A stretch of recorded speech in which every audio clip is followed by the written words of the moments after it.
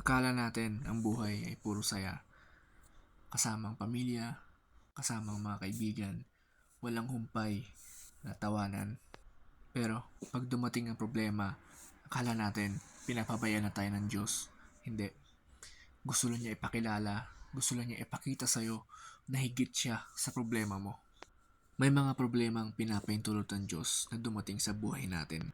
Hindi ibig sabihin hindi ka niya mahal. Dahil alam niya, kaya mo lagpasan yung problema na yun. Hindi ka bibigyan ng Diyos ng problema na hindi mo kayang lagpasan. After nun, is malaking pagpapala ang darating sa'yo. Dahil alam niya na kaya mong i-handle lahat ng kanyang ibibigay. Yun lang at maraming salamat.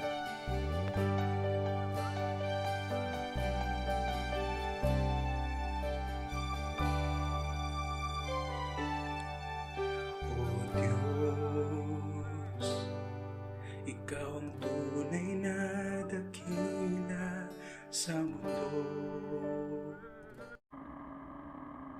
May mga tao talaga na never magiging masaya para sa'yo. Masakit man, minsan, ito yung mga taong malalapit sa'yo. Hindi ko naman nila lahat, pero minsan, may mga pananaw sila sa buhay na dapat pantay-pantay lang tayo. Kaysa samahan ka, hihilain ka pa nila pababa. Dahil wala silang lakas ng loob na katulad mo. Hindi natin kailangan pilitin ang mga taong nasa paligid natin para magustuhan tayo.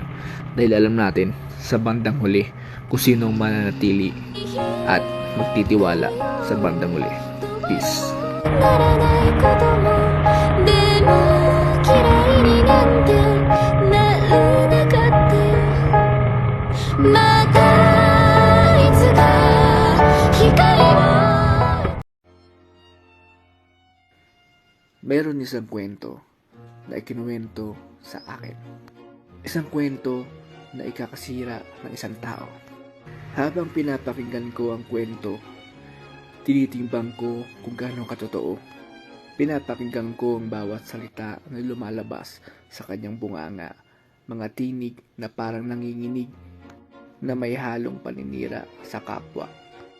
Hindi ako nagkomento. Hindi ako agad naniwala sa kwento. Bagkus, pinakinggan ko ang isang panig na may laman ang kwento. Hindi tulad ng unang panig na parang lata na walang laman. Tanging baon ay punong-puno ng kasiraan para sa ibang tao. May mga kwento na pwedeng masira ang isang tao na wala namang katotohanan. Pero bakit may mga ganon na tao na handang sumira dahil gusto nila maging bida sa sarili nilang kwento? Dalawang kwento, isang kwentong paninira at ang huling kwento ay nandun sa sulok kung saan nananahimik na walang sino man nakinig sa kwento na punong-puno ng katotohanan. A very short video, Joshua.